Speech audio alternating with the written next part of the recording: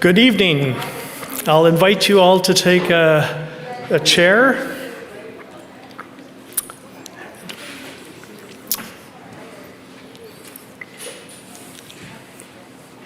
Welcome here. Welcome to this evening conversation, to those in person and also to those joining us by live stream. My name is Arlen, and I'm the Director of Common Word, a national Anabaptist bookstore and library jointly operated by Canadian Mennonite University and Mennonite Church Canada. It's our privilege to be hosting tonight's conversation with Sarah Augustine and here in person, and Sherry Hostetler via Zoom, co-authors of the new Herald Press title, So We and Our Children May Live. I invite us to begin by acknowledging that in Winnipeg we live as treaty people in the territories of the Anishinaabe, Cree, Dakota, Dene, Métis, and Ojibwe Cree nations. We gather in Treaty 1, benefit daily from Treaty 3 water and Treaty 5 hydroelectricity. Those of you on live stream may be joining us from other sacred lands. We make this acknowledgement in respect for the host peoples who have for millennia stewarded these bioregions and watersheds and continue to love and care for the land and the water. We are grateful for them. We commit ourselves to greater learning and the pursuit of a justice that leads to reconciliation. I will defer formal introductions of our two guest presenters to Jonathan Neufeld, Mennonite Church Canada's Indigenous Relations Coordinator. Jonathan sits together with Sarah and Sherry on the Coalition to Dismantle the Doctrine of Discovery. Sarah and Sherry are co-founders of that initiative. But before I ask Jonathan to come forward, I just want to make a couple of quick comments. For those who are participating online, if you're comfortable, I invite you to send a chat message with your name and general location so we have a sense of who is joining us this evening. This conversation is being recorded and will be kept online at Common Word for future viewers. The live chat will be turned off and remain hidden following the presentation. After Sherry and Sarah speak, there will be time for questions and responses, and online viewers can submit questions via the chat function, and I will be monitoring those. After the formal part of this event, the book will be available to purchase in person at Common Word or online at commonword.ca. I've included a link to the book in the chat. Sarah will be present, as she was already before the event, at the table to greet you and to sign your copy. Now, there's a bit of a caveat, unfortunately, that not all our copies that we ordered arrived in time. So we have limited stock. We do still have copies, and I hope we have enough for this evening. Please don't beat down the doors, but we will be glad to take your name and contact address and be in touch with you in a week or so when the rest of the books arrive. We do also have little labels that if you want Sarah to sign something in place of the book and have it stuck to your book, that's possible too. Sarah's earlier book, The Land Is Not Empty, is also available. We're in for a good conversation. I've been looking forward to this for quite some time. I invite Jonathan forward to come and introduce our guest presenters.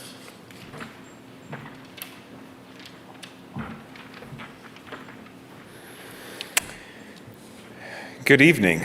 As I have already been introduced to you all again, my name is Jonathan Neufeld, Indigenous Relations Coordinator for Mennonite Church Canada. And I want to thank Common Word and CMU for your collaboration in preparing for this evening. We have been anticipating this evening and this weekend for a long time. It's an honor and to welcome and introduce to you all two of my mentors. Sarah Augustine and Sherry Hostetler are forces of commitment to the call of Jesus, holy disruptors of systems of oppression in alignment with the spirit of life. Together with Anita Amstutz, Sherry and Sarah coalesced a vision at the Women Doing Theology, Women in Leadership Conference in the early 2010s, which seeded the idea of building a decolonial movement across the church, which has become the Coalition to Dismantle the Doctrine of Discovery, as it was already named, undoing in the name of Christ what was and continues to be done in the name of Christ. Sarah is a movement organizer. She's the author of the book, The Land Is Not Empty. She's a theologian, professor, and rancher, a displaced person of Tewa Pueblo descent. Sherry is a pastor, poet, change agent, backyard permaculturalist of Swiss Anabaptist descent. As I have been variously involved with the Coalition over the years, these two have modeled the best forms of collaboration, mentorship, dedication, risk-taking, and groundedness. They lead an ever-growing movement in support of Indigenous justice. They co-host a podcast, and they co-authored the book we are here this evening to engage. An extension of the work they are doing to consciously call communities into wrestling with difficult questions in a spirit of hope. What a privilege it is to welcome you to Manitoba. You are among friends and fans, and we look forward to your presentation and the conversation to follow. Welcome, Sarah, and welcome, Sherry.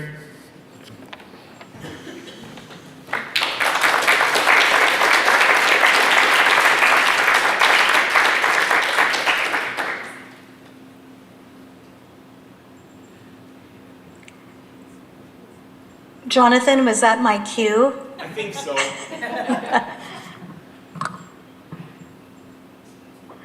I'm going to take that as a yes. Thank you for that amazing introduction, Jonathan. Many of the things that you said about Sarah and myself, we could say about you. You have been our dear friend and our dear collaborator over the years, and I'm so grateful for you. I'm also really grateful to everybody in this room. I, like Sarah, have poured a lot of my life's energies into this book for a long time, and it's gratifying and actually humbling to be with you today. So thank you so much for coming. So I just want to say, as a pastor, I was taught a sermon form called Bad News, Good News. And what that meant is that you took a text of scripture and you looked at the bad news in the text. What injustice or need for healing was it bringing forth? And then where did we see bad news in the world around us that seemed to echo the bad news of the text? And then we were instructed to look at what is the good news in the text? What is healing? What is liberating? And where do we see that good news in the world around us? So tonight I have the bad news, and Sarah is going to give you the good news. So I just wanted to say that up front. But I will say that as I have gotten to know the truth of what I'm going to be presenting tonight, really thought on that verse, the truth will set us free. Because I really do believe that this information and this reality, and coming to grips with,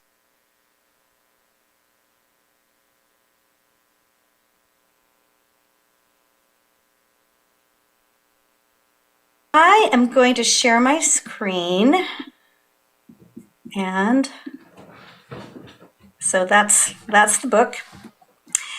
So, like you, I see headlines like this all the time, and I don't think I need to make the case to you all that climate change is happening much more quickly with more alarming consequences. Sherry, this is Sarah. Yes. I'm just going to intervene for just a minute here and say you're coming in and out.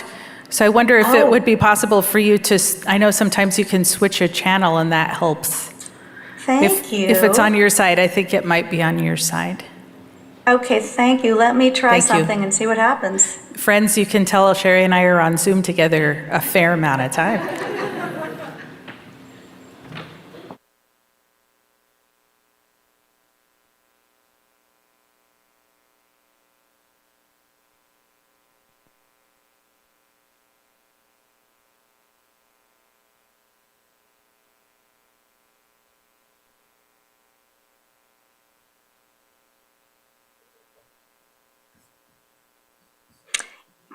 I'm assuming can you hear me now?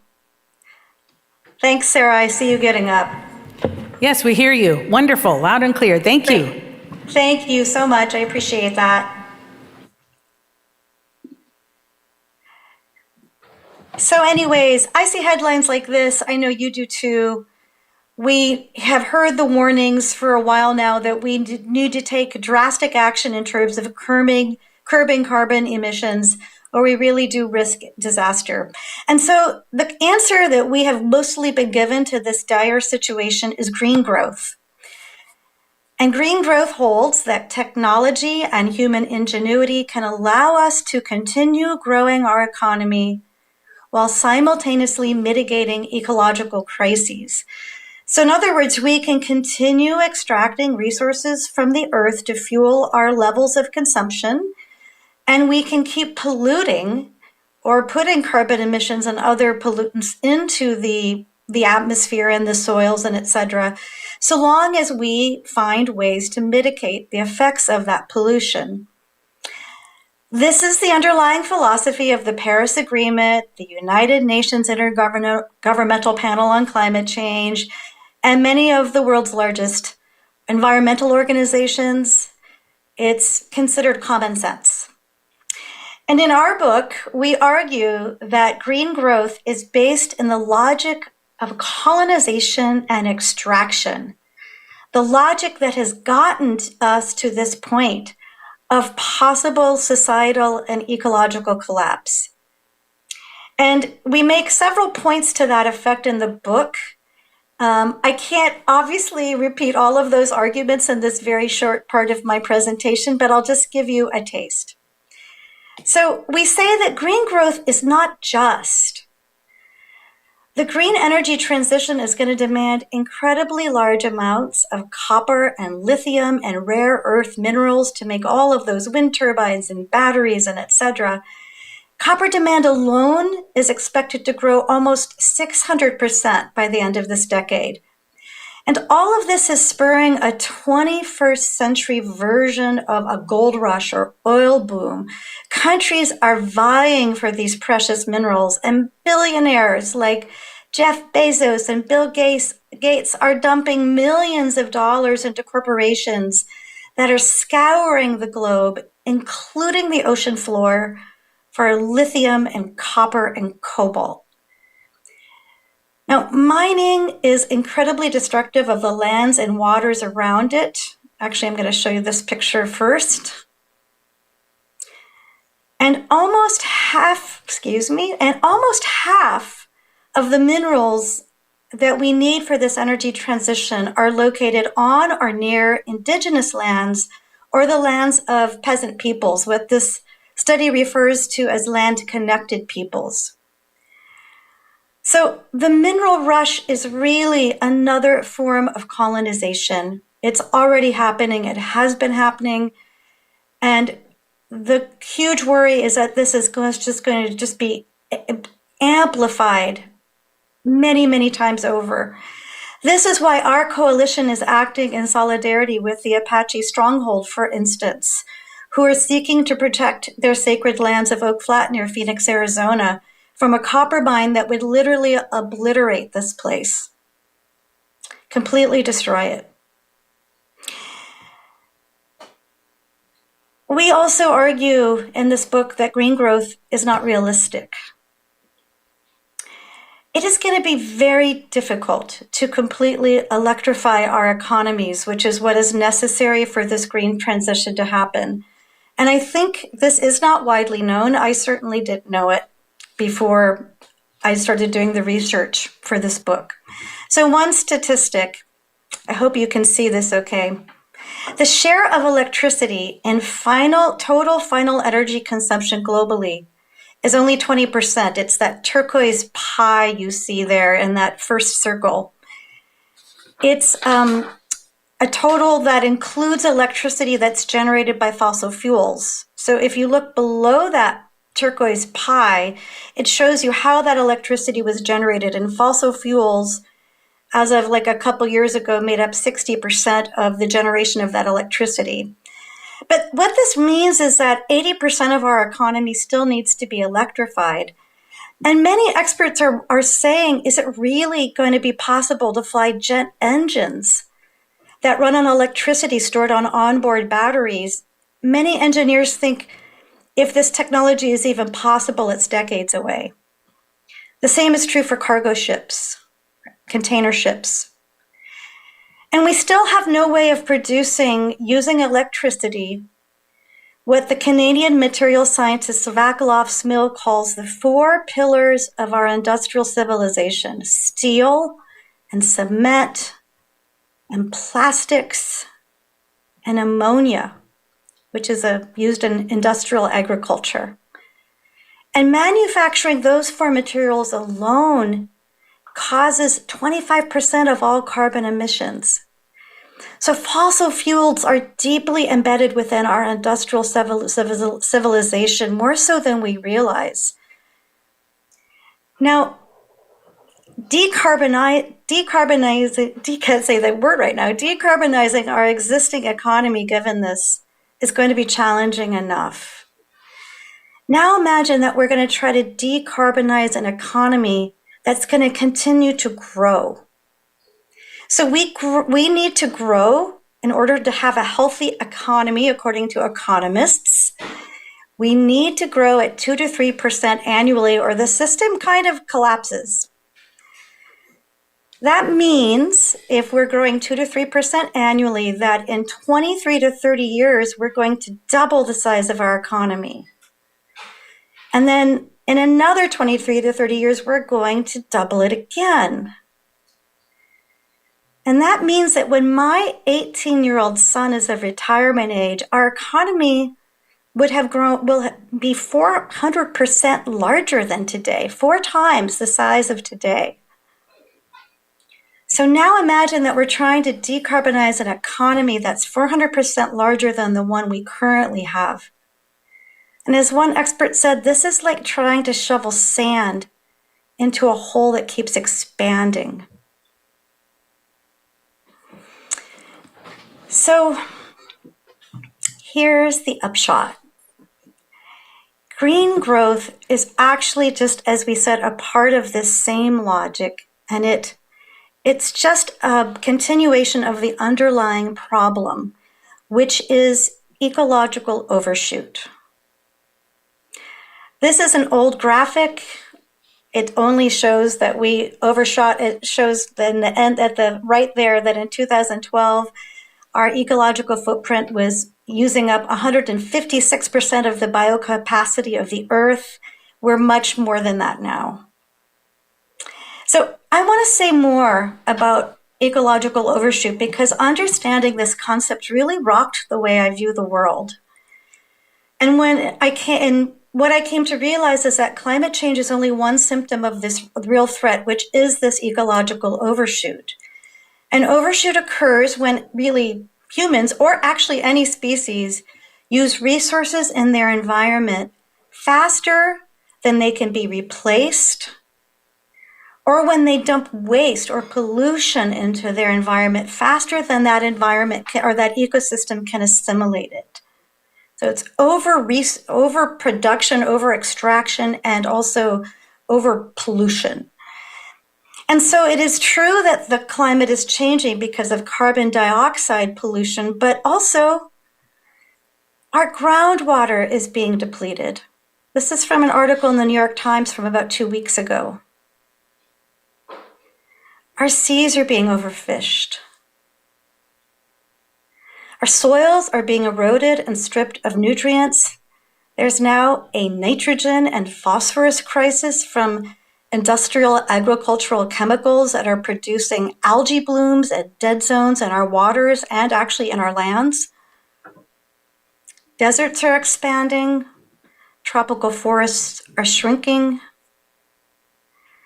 We have this thing called a crisis of per and polyfluoroalkyl substances, or PFAs.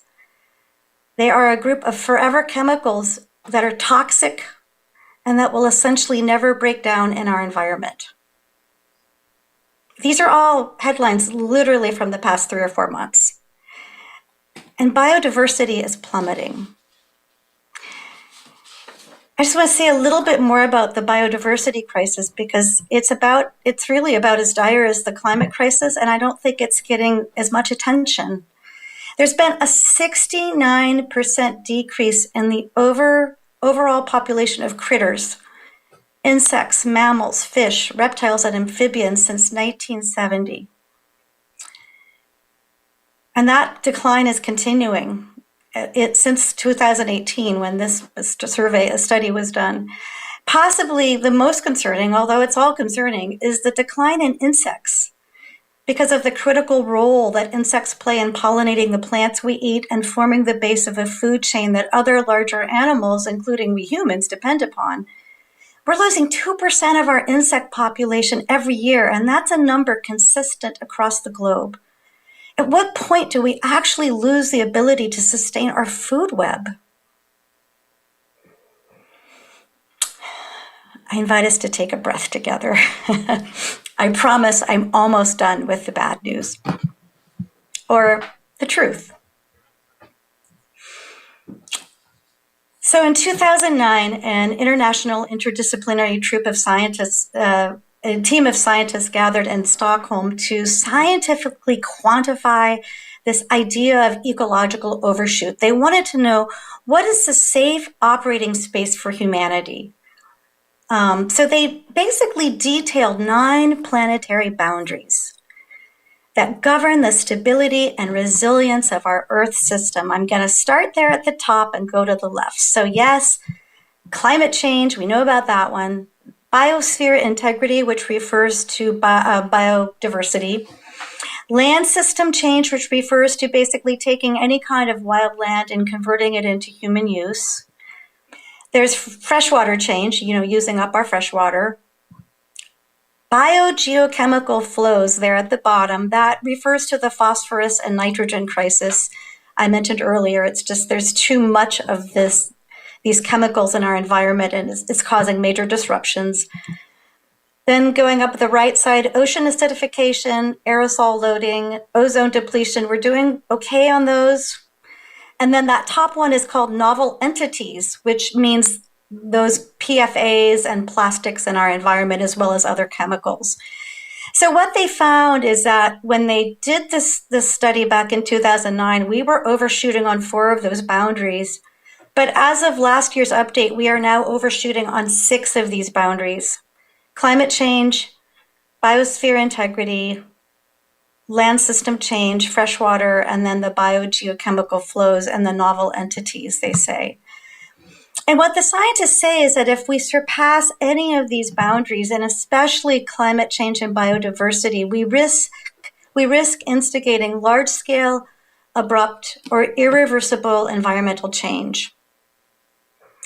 In other words, we could actually solve, quote unquote, the problem of climate change and still not address these other planetary boundaries, and still not address the problem of ecological overshoot. One scientist who was interviewed for an article about this said, what we don't know is how long we can keep pushing these key planetary boundaries before combined pressures lead to irreversible change and harm. He said, it's like we're walking blindfolded toward 9 cliffs, and this is the urgency of the situation we're in, he said. So I invite us to take another breath together. This is the urgency, and I think it is the truth of the predicament in which we find ourselves. We can't keep growing our economy. We can't keep doing what we're doing, whether that growth is green or not. We can't keep extracting resources from the earth and dumping waste into the earth system. The earth is saying, stop, I can't take them anymore. I think this is the truth, actually, that I believe can set us free. And Sarah.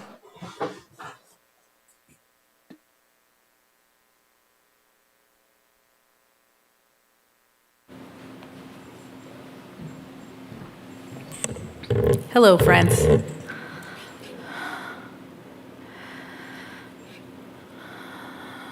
So I want to begin by talking about what I've learned from my elders.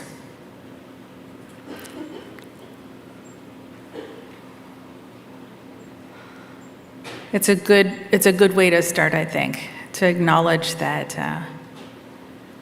I'm not alone, and also that I don't have all the answers.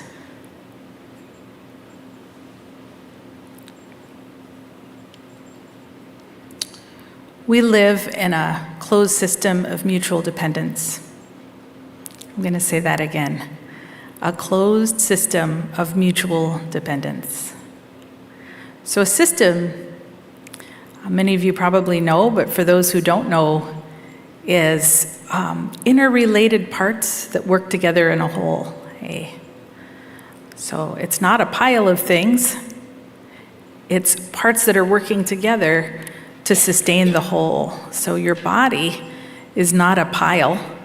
If we dismantled it and tried to tape it back together, it would no longer be a system, because a system is a living thing. It's the interdependence and interrelationship of things. And our world is a system, a closed system. That means there's no new things that can come in, no more water, no more oil, no more soil, no more air. What we have here is what there is. And when we create waste, it's stuck here with us. We can't blast it off to somewhere else. That's what a closed system is. And we are mutually dependent. That is to say, what any one of us does impacts every other. This is good news, I think, Sherry. That is to say, this understanding that we have each other, that we're interdependent with each other, and that we're able to work collectively and live collectively in a good way on this planet. I start there by talking about what I've learned from my elders. This is among the Tewa people, the people I'm from, but also from Indigenous elders that have had the patience and willingness to sit with me from all different kinds of places around the world. What I've learned is that the system that I grew up in, which is the dominant culture in the United States, has a different logic. It's a logic that is absolutely opposite to what I've been sharing with you. It's a logic of colonialism and extraction. So extractive logic, which is what Sherry's been talking about, centers reality around the individual. So the individual determines what is good and realistic and what needs to happen from their own point of view. And that point of view begins with their birth and it ends with their death.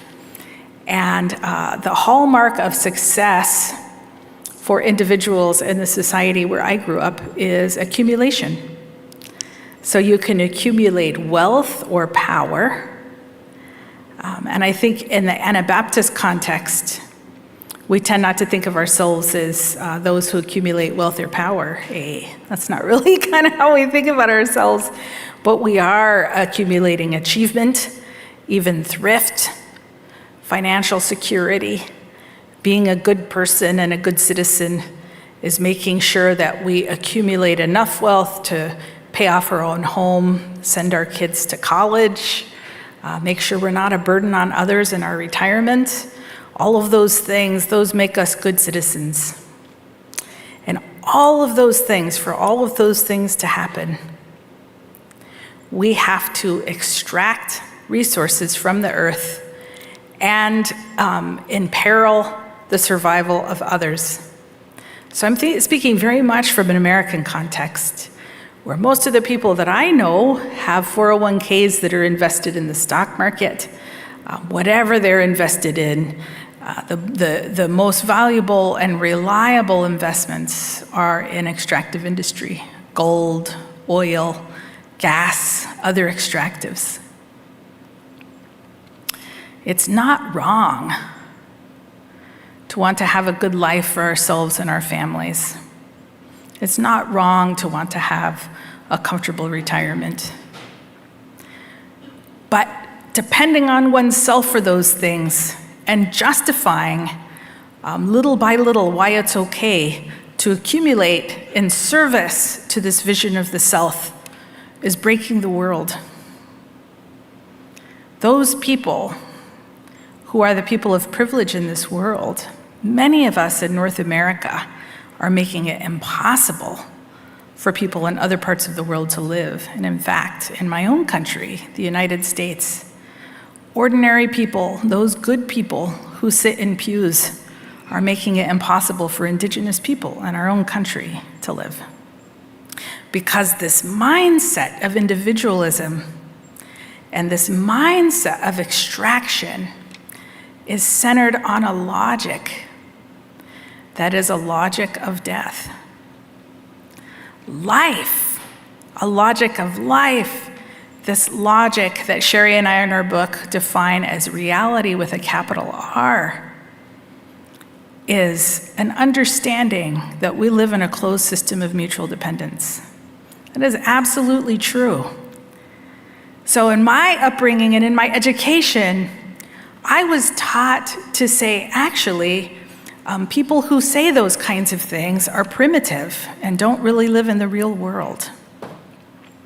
As I have spoken and sat with people across the US, I've had people in adult studies and churches say to me, well, what you're asking us to do is go back to the Neolithic Stone Age, and I don't want to hunt and gather anymore. If copper extraction is what we have to do to make the green transition, then Indigenous people are going to have to take one for the team. Friends, that is the logic of death. Just as Sherry illustrated in her slides, stopping carbon emission and giving up our fresh water supply in order to do that is crazy. This idea that if we can just pollute at a much higher rate than we're polluting now, which is what? Lithium extraction, copper extraction, gold extraction, all of these things that we're extracting, that is all depleting and destructive to our aquifers. Trading one for the other is not something that makes sense. Well, it doesn't really sound like good news. I want to talk for just a minute here about settler colonialism. Settler colonialism is this idea that you have a continent and a people living within it. And then settlers, once they had the technology, came to that land and just plopped down on top as though there was nothing there. And there is a narrative that says that there's nothing there, right? That this is the real, true reality, this reality of extraction and individualism. And there's nothing else here, maybe primitivism, but luckily it's on the wane, right? There are no Indigenous people anymore. If they are, we're glad that they're assimilating. But in fact, there is an intact civilization here with logic and life ways that are adapted to this world and this reality. And that is the good news. That's the good news that we want to share with you in this book.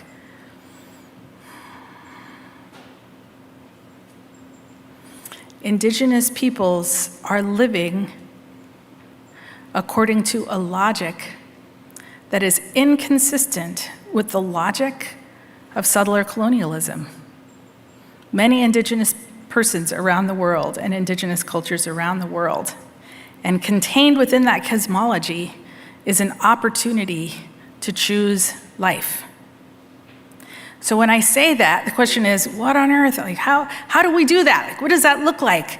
How are we going to stop the freight train? And the answer is together or not at all. How will we do it? Together or not at all. Indigenous peoples have an understanding of how to live in this world in a way that is consistent with the systems of life. And we can dismiss those ways as much as we want to, but at the end of the day, just reasoning our way out of it or coming up with logic about why that's wrong doesn't shield us from reality with a capital R. That reality is that we live in a closed system of mutual dependence. So I want to be really clear about what I mean by that. I've had the privilege over the last 18 years to live among the Yakima people on the confederated homelands of the Yakima Nation, the Yakima Reservation, on 200 acres there on land. And what I've learned in that environment is that every piece of that system is mutually dependent on every other, not just our family that's raising cattle there, but the soils and what I've learned to call the invisible ones, those beings that we can't see with our naked eye, those microbes in the soil that make it possible for us to raise food. We are living in a symbiotic relationship with those, and when those are gone, we cannot raise food there in that place. They are part of the system of life. The water there, we're in relationship with that water. We depend on that water, not just for ourselves, but to supply water to our livestock. We are in a symbiotic relationship with the forbs and shrubs and the plants. I learned through a series of comical miscalculations that some of the seeds for those forbs and shrubs have to pass through a bird. It's not enough just to plant it in the right place. It actually requires the help of the winged ones who have a logic that is not my logic. And we have kind of a sort of a mantra or a thought among our family, which is that when we're picking elderberry and chokecherry and currants, those things that we harvest on our place for our family's use, that we don't use a ladder to harvest. Hey, we harvest what we can reach and we let the birds do their important work, because you know what? If we want to continue to have those things, they have to pass through a bird. You see? They have to also have access to those berries and foods. We've learned that we are in a symbiotic relationship with our cattle, that the cattle that we raise and market as food, that actually we depend on them and they depend on us. That the way that they graze and their grazing pattern is a way of maintaining good relations with our soils. And so this system, this very tiny little microcosm that I've gotten to be a part of, has illustrated to me my interdependence with these animals. I want to tell you, we have owls in our barn that fledge 2 new owlets every single year. And I've had the opportunity to be up close to those little owls. And the reason I tell you that is because we've lived there for so many generations of owls that they see us as another animal. They're not afraid of us. When I go out to the wetland and look at the red-winged blackbirds, they like maybe hop one twig, but they don't go scattering away because we live there. That's our community of life that we are a part of. We are embedded in that community. We don't own it. We are not in charge of it. It does what it does, and we get to be there and be part of it. And this idea of dominion is a very strange idea indeed. It's an idea that is rooted in a logic of colonialism and extraction. that human beings can have dominion over the land, that we can control the water and the soil and these things, maybe for a little while. But in fact, we are living in a symbiotic mutuality with these systems. I think the good news that I want to share with you is that we have the opportunity now to show up in a way that is consistent with the logic of life, and we can choose to do that. I think one of the pitfalls of individualism is this idea, people say, Sarah, what are you talking about? You can't go complaining about the way things are without giving us a solution in whole cloth. And that's a very strange idea. It's very much an idea rooted in individualism. That's absolutely impossible to conceive. So let me put it this way. If I just wanted to build a house, could I do all of that just one person, just me, myself with a fairly, when it comes to building houses, worthless degree or a series of degrees in social science and peace building? I could build some peace there, but I'm not sure the house would be worth living in. I can't do that by myself. There are probably one or two people, maybe one person I know that could do that. But most of us don't do that. How do we do it? We do it collectively, right? We have this idea that we're individuals, but we're not. That's sort of a fallacy. Actually, we're collectives. We live and work in collectives constantly, all the time, everywhere. We are a collective, and we have the opportunity to change course. And the solutions about how to change course come from the collective. We understand this. Those of us who practice co-discernment understand this. But I do want to say it requires something that maybe many of us have been out of relationship with, and that is the cosmology of a people that have already faced disaster and survived it. That's Indigenous peoples. They have understandings, we have understandings of how to live in concert with the systems of life in a good way. And those people who are in the dominant culture have the opportunity to say, we're ready to take that path now. I'm thinking just at this moment of the story of Jonah, and he goes to Nineveh and he tells the bad news of the coming destruction to the people of Nineveh. And oh my goodness, completely unexpectedly, the king says, we're ready to repent. It could happen that the people say, we're ready to do a different thing. We want to, and we believe in that. We believe that it's possible, and we want to do that. And we have this opportunity together to choose a different way. And that is in relationship with those people who follow a cosmology that is consistent with the systems of life. Many of us, myself included, maybe others of you in this room, are activists, and over time feel discouraged and worn down. Anybody here ever felt that? Discouraged, like, oh, what on earth?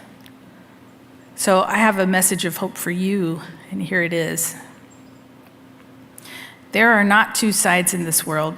Some of us feel like, oh, the systems, principalities and powers are so big and so bad and so overwhelming. Those systems are doomed, my friends. There's only one side, and that's the side of life. There's only one logic, and that's the logic of life. There's only one force to be reckoned with on this earth, and that is the force of the Creator and creation. Anything else is a lie. Anything else is a fallacy. There is only one. There is only one side. And my question to you is, how will you spend your life energy working and collaborating with that, or just to pass away? That's the only thing, that is the only animating force that there is in this world. And you can choose to join your life energy to it, or pass away in destruction. These systems that we fear, these systems that we call systems of darkness, they're doomed. There is only one outcome that is possible on this world, and that is the logic of life. Will you choose to acknowledge that and be part of it, or no? That's up to you. That's up to our churches to decide if we're ready to do that as collectives. And then one last thought that I'll say. In the coalition, we say, the Coalition to Dismantle the Doctrine of Discovery, we say, the antidote to despair is knowing that we are not alone. The antidote to despair is knowing that we are not alone. We are not alone. It is not up to me, Sarah Augustine, to come up with all the solutions, nor you, Jonathan, nor you, Sherry, nor any person here. But collectively, we have the opportunity to be animated by the creator of this world and to follow that logic of life that Romans chapter 1 verse 20 says is imbued in creation itself. How do we know the nature of God? It is demonstrated to us in creation, faithfulness,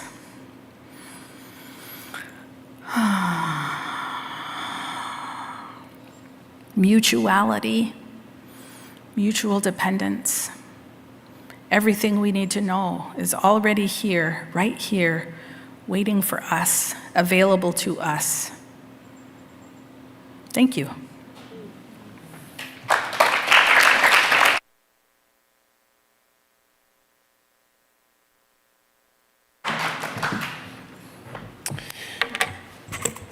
Well, thank you, Sherry and Sarah, for showing your cards that you are about organizing a movement.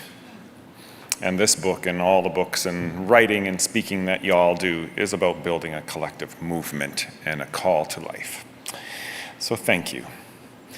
We have a few minutes now for some engagement, some questions. So Sarah can stay close, or Sherry, and you're welcome to use the mic there to bring what is on your heart.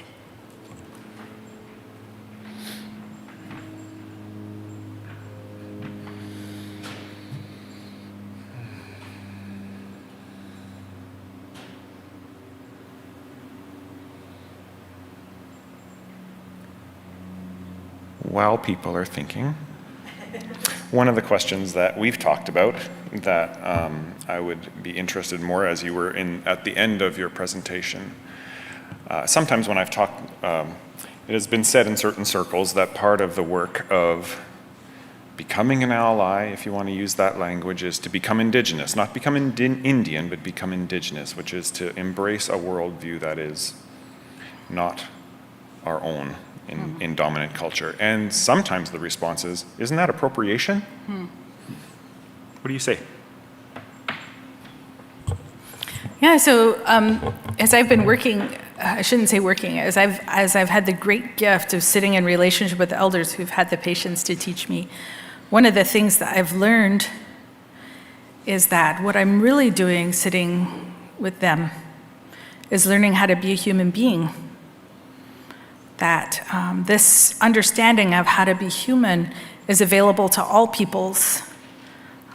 And we have had these systems over the top of that, trying to tell us something else. But actually becoming fully human is an acknowledgement of our interdependence, which is to say, I, Sarah Augustine, am not the center of the world. And everything I do, Sarah Augustine, has an impact on every other, right? I'm not the center and I matter. That's mutuality and mutual dependence. And so that, what I have learned, putting in my own words, is becoming human, becoming a human being, understanding that. And that is for everyone. That is for everyone. A great hero of mine, Stan McKay, has called this the transversal worldview, or recognizing that we are all relations, that you are all my relations, understanding that we are siblings, and that we must find common cause together. Because whether or not you find common cause with me, we are in this lifeboat together, and that is not a choice. You can acknowledge that or not. Indigenous peoples across the United States and Canada, I'm thinking of the Idle No More movement, land and water protectors, are on the front lines protecting the systems of life that we are all dependent upon. Will you join us? Will you put your body next to our bodies in defense of land and water? That land and water is not for Indigenous peoples. It's for everyone. It is the systems of life that we all depend on. That's siblinghood. Some people think solidarity is symbolic. It is not symbolic. It's crossing the line from believing that somehow we are separate from each other. So I'll say a little more about that. Sorry, I'm going on now, Jonathan. Here I go. So lots of students have come through our land, our farm over the years, our ranch there, and looked at our integrated systems, so like we use all drought-resistant grasses, forb shrubs, and we don't irrigate at all in a place that receives 7 to 8 inches of rainfall per year. We don't irrigate. So we've learned how to do that in collaboration with the Yakima people.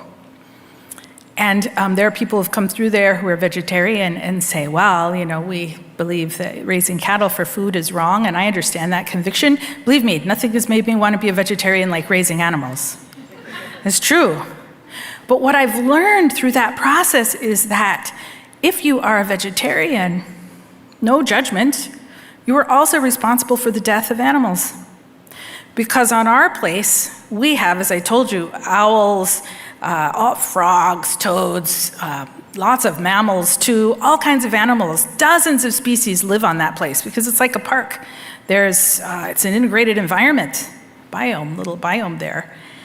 And if we were to put it in soy or corn, we would absolutely destroy the ecosystem there and all those animals would perish.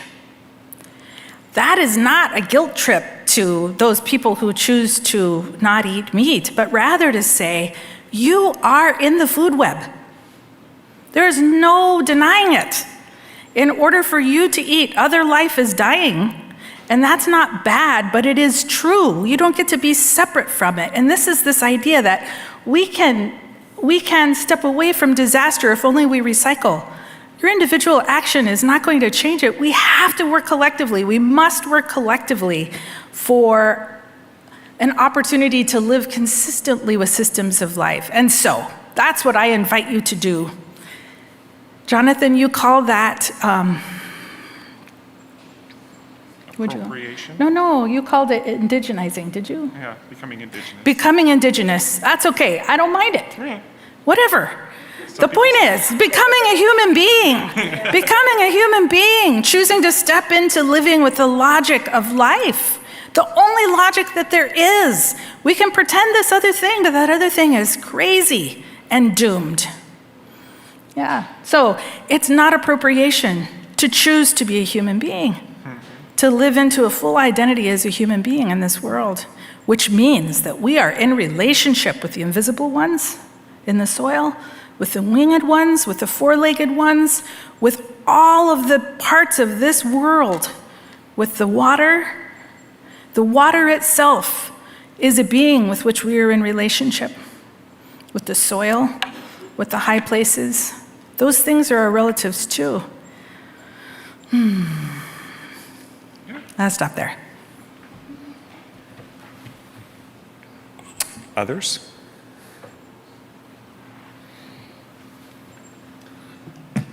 Hi, thanks so much for coming. So you've mentioned about how, there is only one logic, and also that we are in rising up against the logic that is no logic. We are also seeking to look at ourselves as living in mutually dependent systems instead of being extractors. And oftentimes when we live like this puts us in a position of resisting a certain system that is the anti-system that you've been talking about. And I'm curious about how do you bring yourself back to thinking of your activity as fundamentally different from simply trying to gain back kind of this extractive control over the system? Because it can be very tempting to just I want to dominate the structures that create these policies and do something different. You know, if that makes any sense, as opposed to resisting simply through cultivating relationships, as opposed to taking control over something, while simultaneously also at finding power and resistance, but just in a different sort of way. Yeah. And so, how do you bring yourself back to that different kind of power as your focus? So Sherry, do you want to take a stab at that? I think it's all yours, Sarah. Well, I have to ask you there. Yeah, so a couple of things. One of the things that's really crucial that I've been taught by my Dene relatives, and also the Tewa women who have sat with me, my own people. I pray every morning at dawn, and our people believed, the ancient ones, and many people today, believed that our role in the universe was to keep balance, this very fragile balance in the universe. And part of keeping that balance is praying in the morning at the sunrise. The ancient ones believed they were praying the sun up. And I say that, I want to acknowledge that they were experts in astronomy. Thousands of years before Europeans had that. They understood how celestial bodies worked. So they didn't actually think the sun was rising, They understood astronomy, but they believed in order for that system to carry on, that they were required to pray in the morning at dawn. And I carry on that tradition, praying at dawn. We also make sacrifices when we pray, understanding our embeddedness in mutuality. I pray with white cornmeal, the way I was taught to do that. And when I pray in the morning, I make an offering of cornmeal in the directions. This maybe isn't directly answering your question, but these are the things that ground me. Sherry, my sister and friend, taught me by way of a young woman in your community, Sherry, a prayer that I think is really grounding and that I pray every single morning now, which is, thank you for this land, our body. First words out of my mouth in the morning to the Creator. Thank you for this land, our body. Not thank you for the bounty that we get to use, or thank you for this food and bless it to our bodies, but thank you for this land, our body. My body is dependent on it. Thank you for this land, wherever I am. This morning, in Jonathan's yard. Thank you for this land, my body. Hey.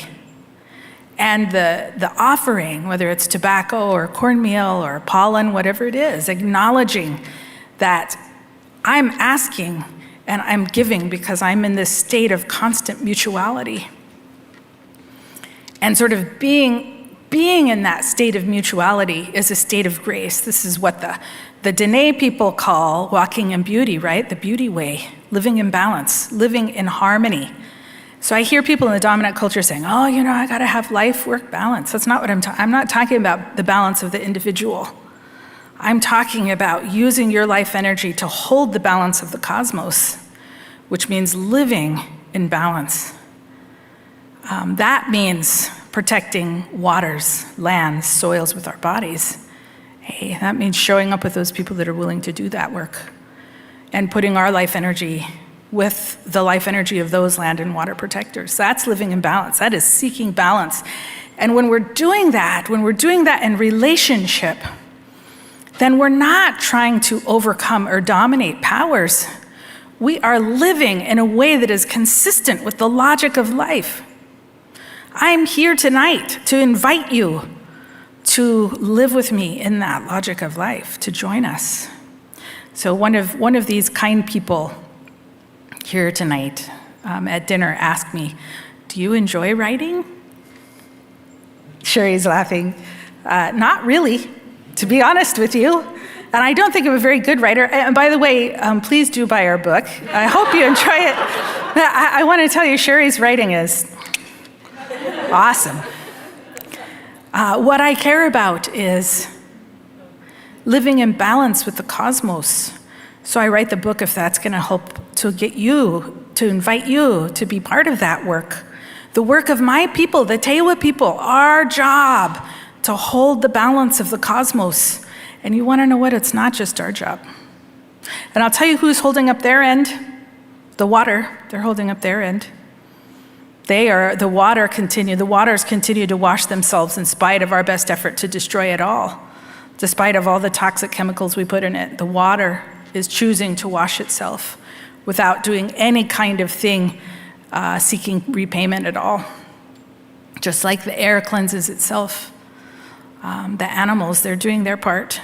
The insects continue to be the little trash animals of the world, that is the trash beings. They take the trash and change it around so that it can turn into food. They're doing that important work, and they're pollinating for us. And the birds are continuing to plant my golden currants.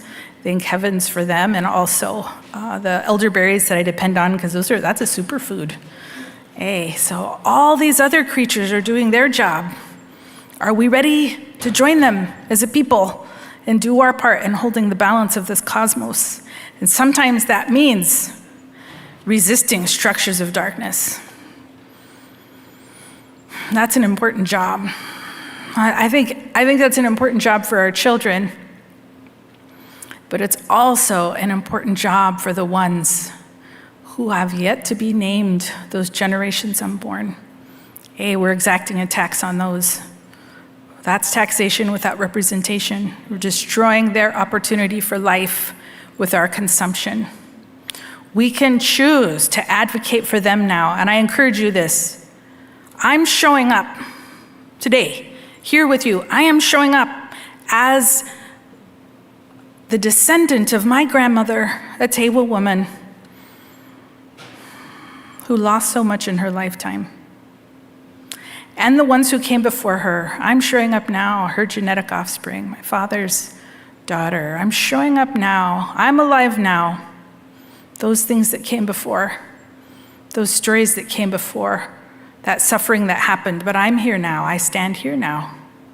What will I do with my life energy? Because this reality is being made right now, today, you and me, we're doing it. It's not like some historical thing that happened or those future people someday. No, you and me. How will we use our life energy for life? How will we show up now for creation in concert with the spirit of life, the great animator, the only force on this earth that is worth reckoning with? So often we forget that. Thank you again for the call to the movement and the collective. We've arrived at our time. And there will be some time to continue to visit with Sarah a little and invite her to sign some books. Thank you, Sherry. Thank you all. We hope it's warmer in San Francisco than it is here. It is. Invite Arlen to come and close out the night.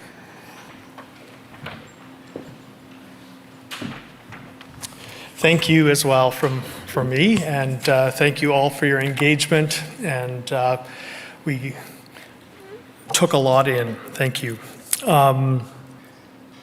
This conversation, as I said, has been recorded, is available to view at commonword.ca.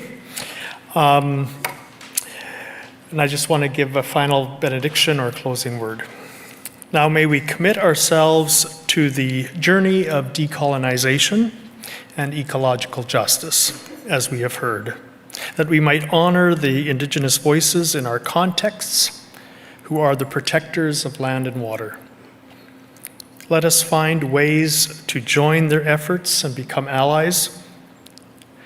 Together, let us choose life for our children and our planet, confronting climate change in a faithful and sustainable way that follows Jesus. I wish us all courage and strength for this important journey. Good night, and thanks for participating.